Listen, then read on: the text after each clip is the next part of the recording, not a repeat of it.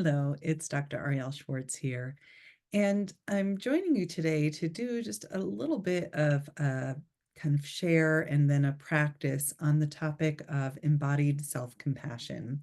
And this is really just meant to be support for your healing journey. One of the most common barriers that I see as a psychologist working on trauma recovery is that sometimes we can get caught in really deep feelings of despair or hopelessness. This experience, like, no matter what I do, it's not going to make a difference. And especially with that sense of powerlessness, I think it's really important to know that there are small, simple practices that you can do in your day that can hopefully make a difference in how you feel right here and now. Because our mind can get caught in these profound stories that there's nothing we can do. And sometimes that's the case, especially when we're children, and there was nothing that we could do to stop really difficult things from happening in our world and in our lives. And that same feeling can come with us into adulthood, especially when there is a tremendous amount of pain and suffering in this world, that we once again can feel kind of rendered helpless or hopeless. And while there are many things that we cannot change about this world, there are things that we can do to enhance a felt sense of softness or kindness or empowerment in ourselves, in our own lives. And from that place, we can become a source of greater wellness or kindness or compassion for those in our sphere. And it can ripple out from there.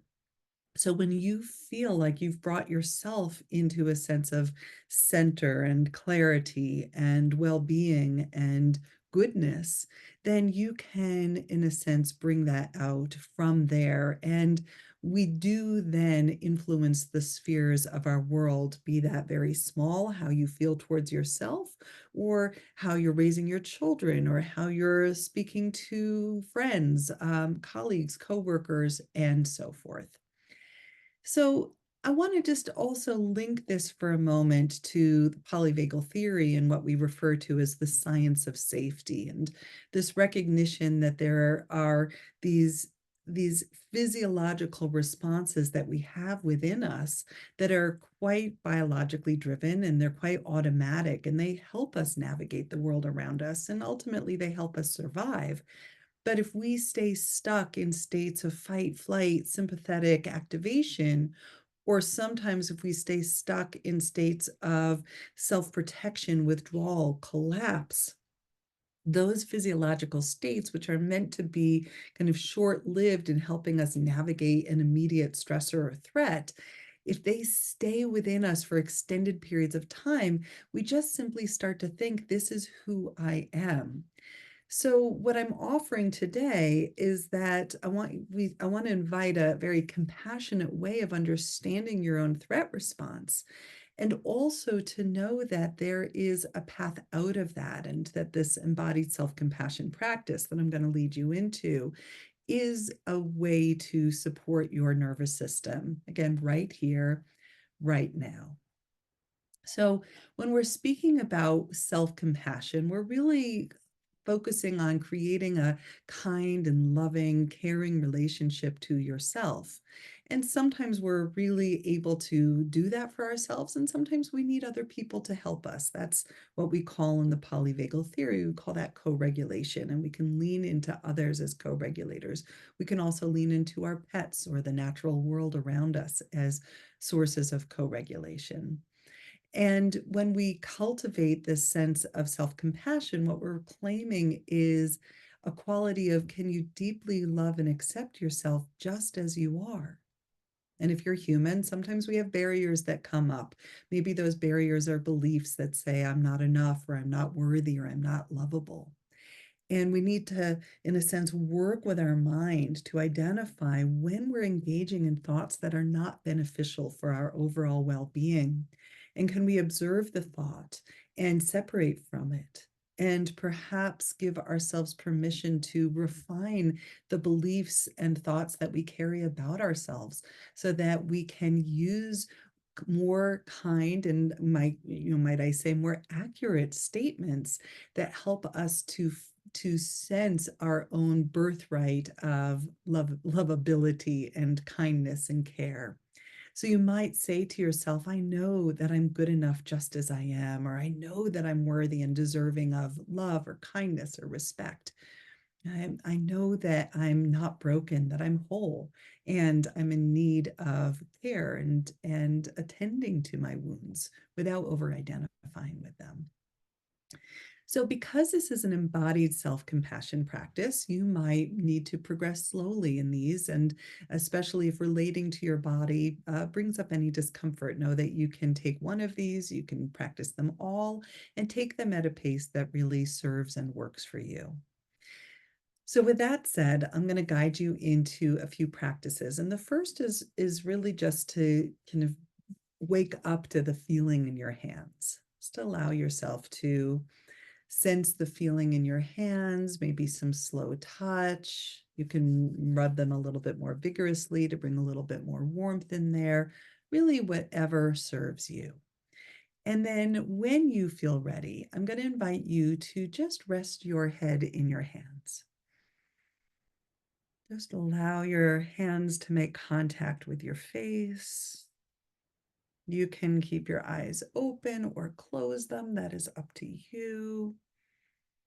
And with your hands around your very own face, maybe sensing how sometimes the thoughts in your head are a source of difficulty.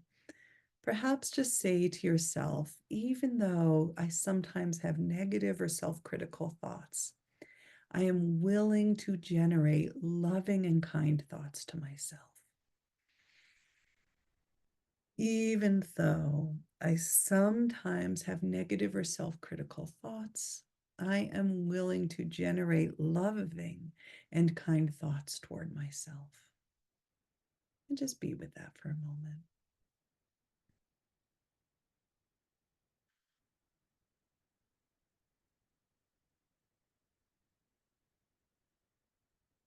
And notice how your body responds. Notice how you feel. Our next gentle practice here is to place your hands along the sides of your neck so that the heels of your palms kind of come together in front of your chin. But of course, you're not creating any discomfort in the front of your throat. My hands are in front of my neck, not directly touching, and my fingers are lightly touching the sides of my neck. And in this shape, you might choose to integrate these words. Even though I feel hurt, I can acknowledge these feelings while being gentle with myself. Even though I feel hurt, I can acknowledge these feelings while being gentle with myself.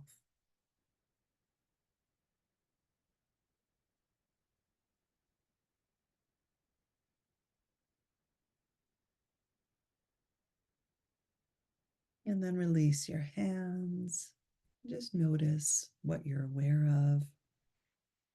Mind and body, head and heart. And speaking of your heart, I'll invite you to place your hands over the center of your chest.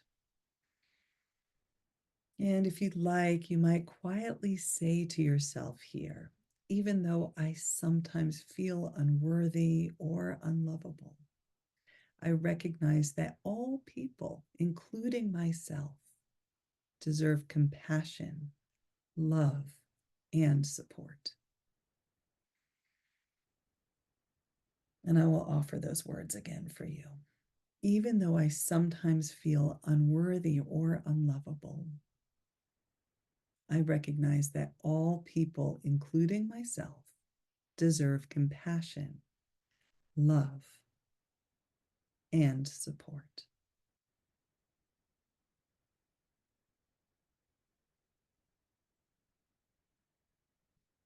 Maybe stay with that one more round of breath. And then let your hands rest in your lap.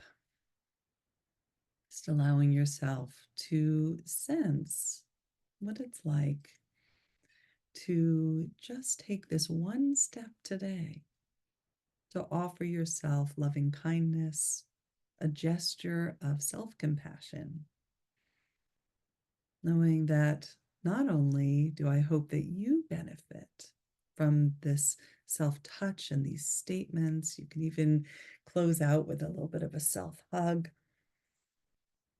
but that hopefully as you bring yourself into this knowing, into this moment, that you come away with just a little bit more buoyancy that you can bring to this world with great gratitude to you.